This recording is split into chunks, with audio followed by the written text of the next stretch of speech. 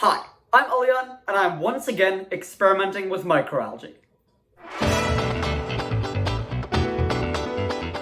I wanted to start my next bioreactor experiment this week, but when I got home from vacation, I found out that my algae cultures had crashed.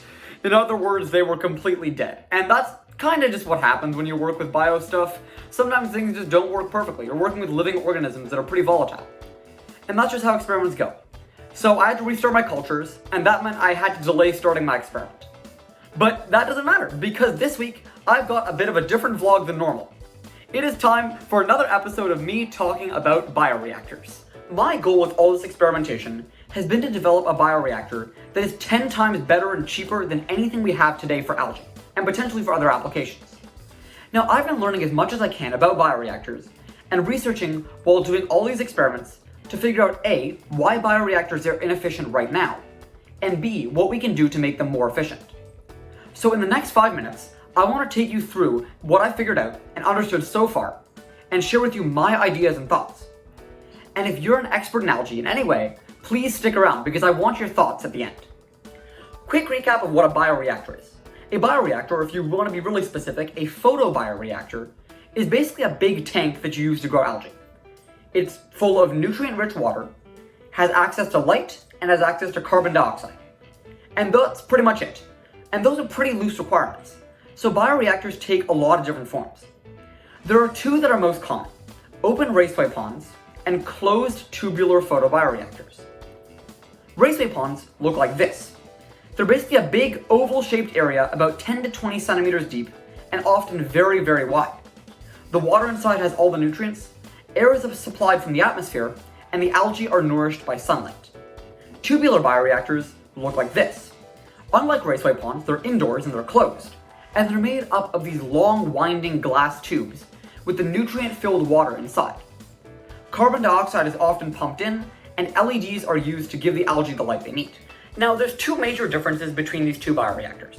The first one is right in the name. Open raceway ponds are obviously open, and the tubular bioreactors are typically inside and closed. Open ponds are great because they use sunlight and atmospheric carbon dioxide, which takes out two big costs in bioreactors. But the fact that they're open means that they're very likely to get contaminated by fungi, protists, and even other algae. And that can really harm productivity, to the point where an open pond could be closed for weeks due to contamination.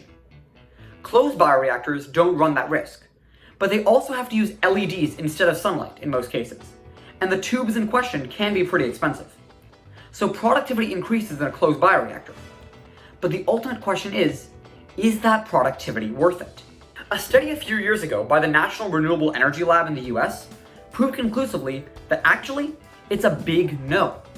Despite the lower productivity and the contamination risk, open ponds are still super cheap, and they produce algae at a lower cost than tubular bioreactors. The metric in question is the cost per ton of algal biomass.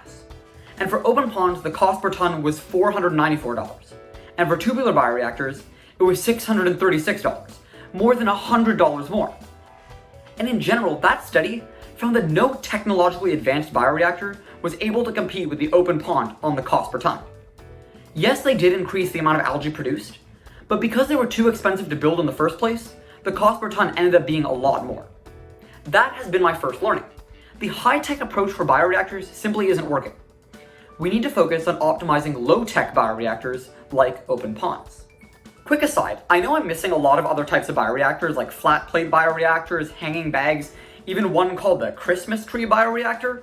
Those are all really interesting technologically, but they're ultimately really similar to tubular bioreactors in their cost per ton, and potentially even more expensive.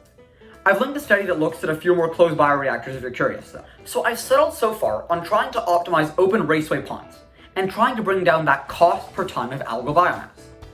Now, one of the big issues with open ponds is that they're super big. Like, they can take up hundreds of acres of land for a pretty low output. That's because raceway ponds have dimensions of something like this: length of 300 meters, width of 1400 meters, and a depth of a mere 0.1 meters or 10 centimeters. For comparison, that is the equivalent to the area of 78 football fields with a tiny depth. It's almost ridiculous that this would be the case, but there is a good reason for it: the sun. I mentioned earlier that open ponds use the sun for the algae to get their energy. But the sun's rays can only reach so far into water, especially when it's full of green algae. And that depth caps out at around 10 to 25 centimeters max. Which means that to increase the amount of algae you want, you have to keep expanding outward. You can't go any deeper. Using that much land is really bad for all kinds of reasons. Most of all, that it's really not cheap. And what's crazy is that increasing the depth by even only 10 centimeters would cut the land area in half. The only barrier is the depth that the sun's rays can reach. And that's where we can pull something from tubular bioreactors, LEDs. Imagine a deep photobioreactor where, instead of just the sun on the surface, the inside was lined with LEDs that provide light to the algae.